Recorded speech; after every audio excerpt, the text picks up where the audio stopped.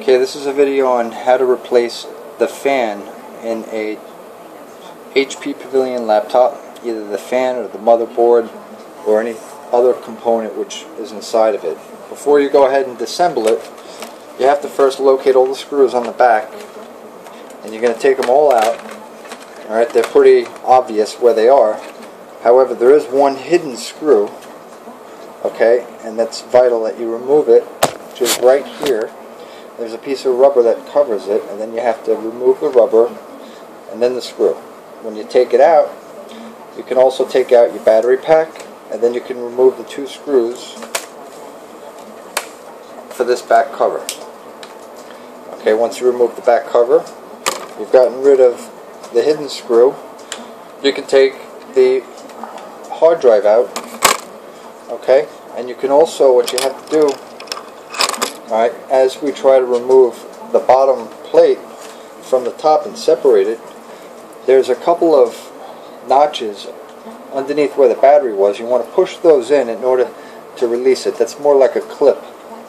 Alright, now you're not going to be able to remove the front or the top of the laptop from the bottom until you actually go to the keyboard. Alright, there's a bunch of little clips as well. You've got two located over here. And what you want to do is take a small screwdriver, something like that, and you just want to go in and push these in.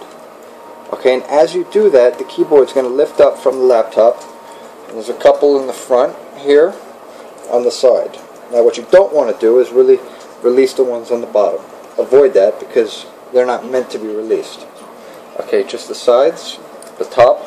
There's one here, two. 1, 2, 1, 2, 3, 4, and 5. 5 on the top, and another 2 on the left. Once you release all of that, the top of the keyboard will start to separate, okay, like that. Now you've got all of the screws beneath that which you have to remove. Okay, so just a little review here. First, you want to remove all of the screws in the back. You want to take off the battery pack. You want to get that hidden screw, which is over on the far side, up here. There's a piece of rubber there. Remove the rubber, remove the screw. You want to release the clips by the battery pack behind it. You want to remove the hard drive, and underneath the hard drive there's also a couple of other hidden screws. Okay? But only then will you be able to finally work on the top. Okay, which you're going to remove the keyboard, and then you're going to take off the other screws. Now you want to separate the top just like that. Okay, and as you do that, please note that there are other little clips along here. So again, take a small screwdriver and just kind of lift them up. Alright, and work your way around it, and they'll separate. Now you got the motherboard. Okay, the motherboard's held down by a number of screws as well. And once you get all of those off, you want to try and pull it up, but don't force it, because as you start to pull it up, you're going to run into issues over here on the left side. This side right here, where you have the headphone jack and the microphone jack, okay, you want to make sure you kind of pry it open just very lightly. Once you pry that open and it passes the point of where it enters into the side, then the whole thing will separate. Alright, just like that. Alright, and there's your fan. Right there. It should look like that. If it doesn't, you may want to get back on eBay or go online and go get yourself another one. Okay? And then you're going to put it in. You're going to disconnect these two wires.